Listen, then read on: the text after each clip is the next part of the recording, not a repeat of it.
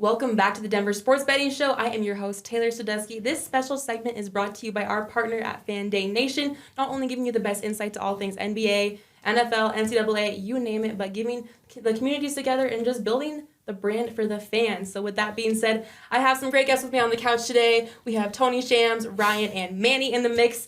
Great guest lineup right here. Thank you guys for being on today. Thanks for having us. It was awesome. Yeah. Today's discussion, we have to get into some great stuff about CU football. But first and foremost, we have to go through our sponsor. First sponsor of the evening. So with that being said, shout out Gardner Roofing. Are you guys looking for a roofer you can trust ever? Of course, always, yeah. Do you guys see the weather out there? You better have a good roofer. Might need one there in a minute. Exactly. Hail's coming down, y'all.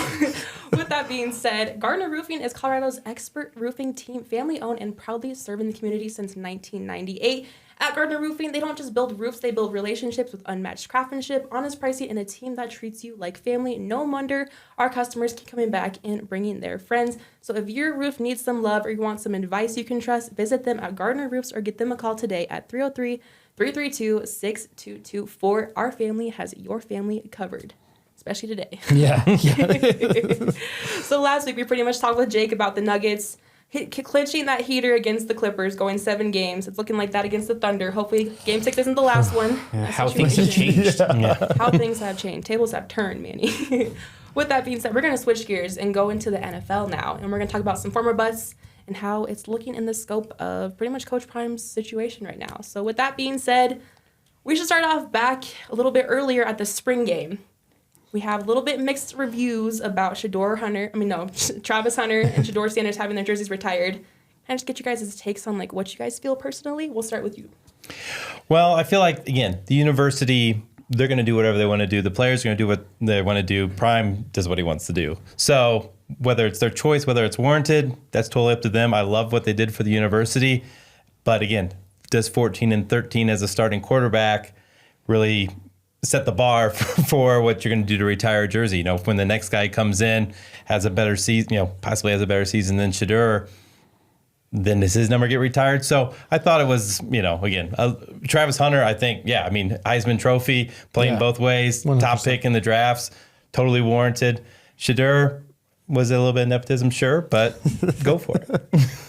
Right. 100%. Like Hunter, like how can you not say he deserves his jersey retired? But Shedeur, I don't know. Like, was he in the Heisman mix too, or like what am I missing for this? Like, they mentioned just him breaking like hundreds of records and whatnot for the school. But I mean, but still, like, does that once again, like this next quarterback that comes in and does that, like how many? What's the precedence of like getting your jersey retired now? Like if they come in and break the records that he has. And I didn't even know that was really like a thing you hear about. Like obviously in pro and NBA and NFL, you go into the Ring of Honor, and some of these great players obviously like have their jersey retired. But in college, I don't hear that jersey retiring much. Does Cordell have his? No, that's the frustrating part. The Buffs went, I don't even know how many years from their last jersey retirement to retiring to just a couple months after the season's over. And that's what's so frustrating.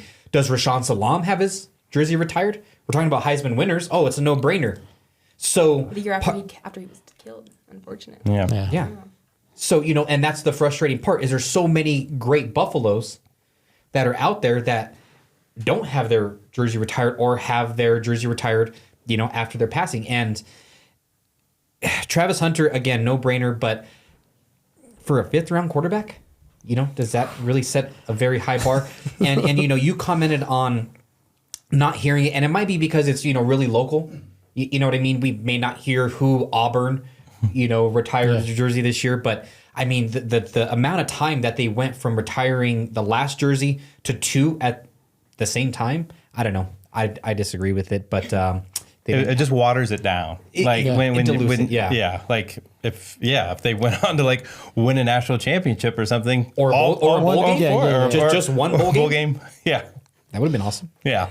It's again, because that's most universities, it's like an honor to wear a former player's number. And I think for that next generation coming in, might look up to him wants to wear number 2. That's a cool thing. So I don't know. I just think it's a little odd. Exactly. Well, after showing so much love to Shedeur Sanders, let's hop right into his little stint in the NFL so far. So as we know, he had a long wait on the table, 3 days to be exact, 5th round, 144th pick. So with that being said, he is a Cleveland Brown now. He's fighting for that QB1 slot against some new bodies, some old bodies. What have you guys seen him do in college and maybe in like his short mini rookie camp at Cleveland that might have him mentally and physically like able to take over that role, do you think? Well, you say he's fighting for QB1. I think he's fighting for a spot on the team.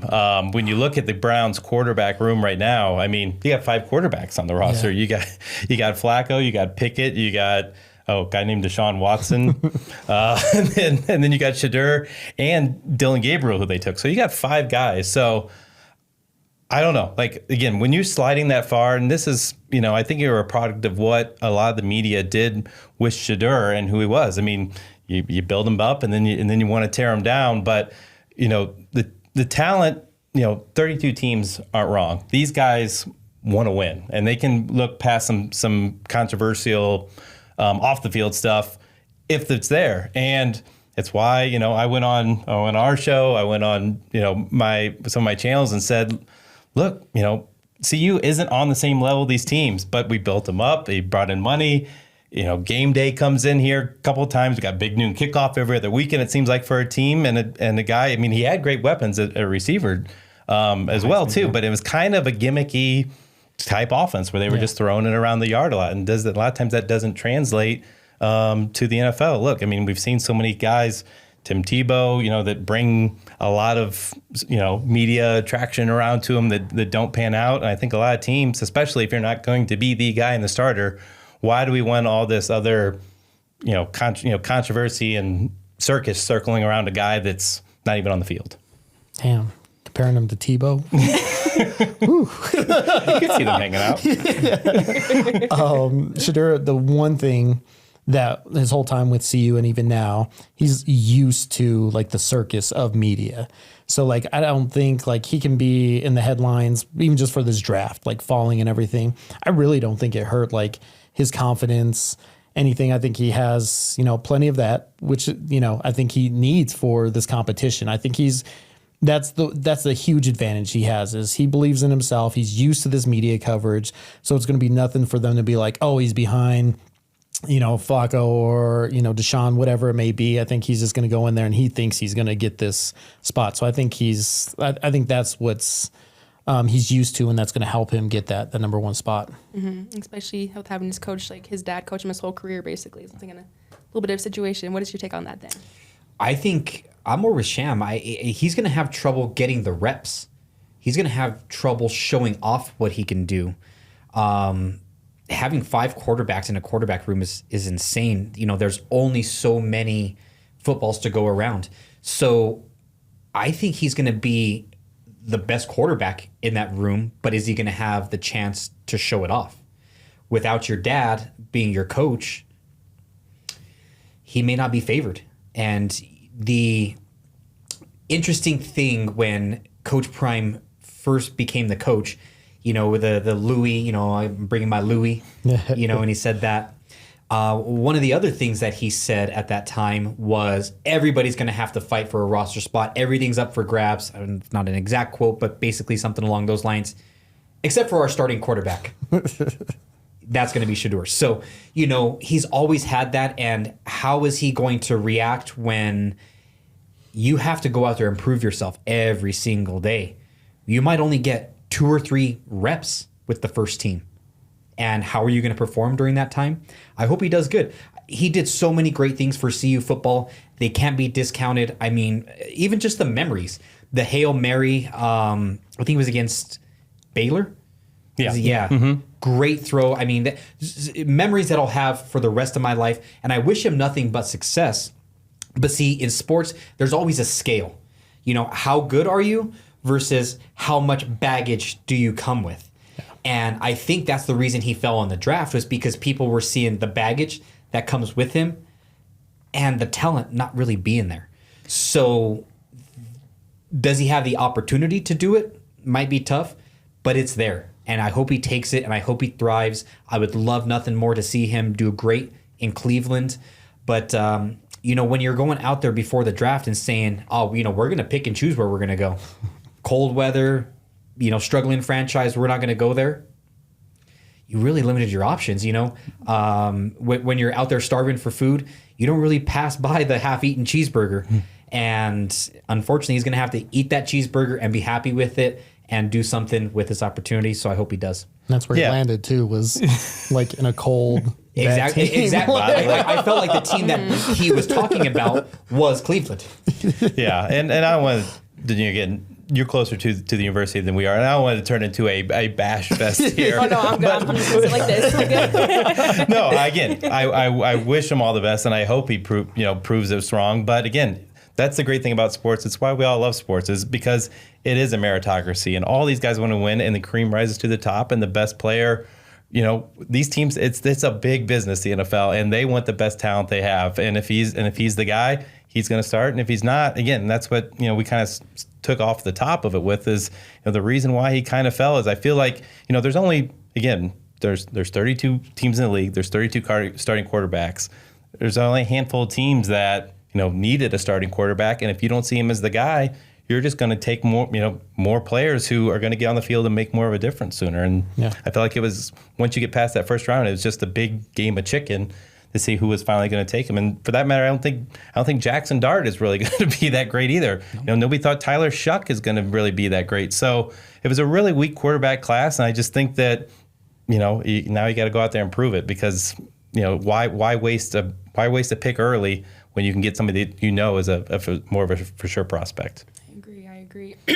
So with that being said, too, Andrew Berry was talking very highly of Shedeur in like the pre-draft process, and then other parts of that too as well. We've seen people like Mike Tomlin, Brian Dable, they weren't so high on his character off the field too as well. Do you think that plays a big role of like who you are off the field, like your personality and character, as you mentioned too, Manny, with like the Louis back situation too as well? It's huge, because not only is the quarterback a player on the field, he's the most important, but he's also like a CEO type figure. Think Patrick Mahomes, John Elway, Peyton Manning. These guys, like, they ran the franchise. Not from a business standpoint, they're not out there selling concessions, but they are the ones out there saying, this is how we're going to do it. We show up to work at this time. We work this way. This is how we are. This is what we do. And, flashing the rollie up, is awesome in college, but in the NFL, when everybody's got a rollie, it's not that cool. So how is he going to be as a leader? How are his teammates going to respect him? I think that remains to be unseen. And from Mike Tomlin or some of these other coaches that you mentioned, maybe just didn't see him as that CEO type figure. So that's a big thing with the evaluation process. Like I said, it's a balance. Talent versus who you are and your personality and everything like that. I think it's huge message with Tomlin, because let's face it, look at the players that he's dealt with, for those receivers.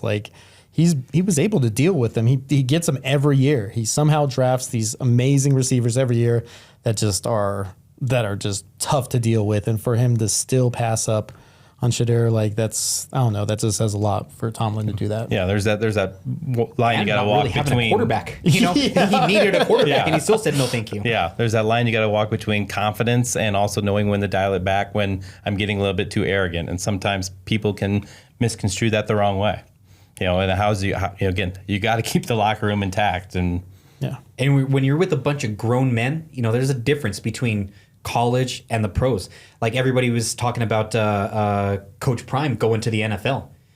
You can't talk to the NFL players like you talk to college players. He's meant for he's awesome perfect. in college. He's perfect. Great college coach. He's a good building young men is a good leader of young men. I love that. He talks about his faith. I think he's perfect for college. He's not this super X's and O's guy. No. He's more of, and that's what the difference between college, which we won't talk about Belichick. We'll see how that works out. Well, there's story. We can get into that later. But we do have our second sponsor. I'm sitting along some fashionistas I see here in the room. I know. With that being said, too, as well, I feel like accessories finish the outfit, right? 100%. They're crucial. Too. Exactly. My favorite my favorite accessory ever is some jewelry. Gotta love that. So shout out Nico Stones, giving us a great little sponsorship today. Looking to evaluate your everyday style, Nico Stones designs timeless, versatile jewelry that stands out. Whether you're dressing it up or keeping it casual, from bold rings to leather bracelets, there's something for every single vibe. So make sure to go ahead and tap the link in the description to explore the whole collection. Something for everyone, too. Something similar, small, unique. Gotta love it. So Throw up the Shedeur. throw up the Shedeur. Exactly. That's what I was going to say, too. How does the Money Manziel sign compare to the Shedeur to you guys? Well, we saw how it worked out for Manziel. It's true. They both wore 2. They both went to Cleveland. Oh, Little similarities. And that is an insane documentary if you guys haven't watched it. Yeah, it's It is amazing. It's amazing. Crazy. Well, this was a Shedeur Sanders roast fest, if anything. I actually feel bad. Can we re-record this thing? Because I do like Shedeur. I do like Coach Prime.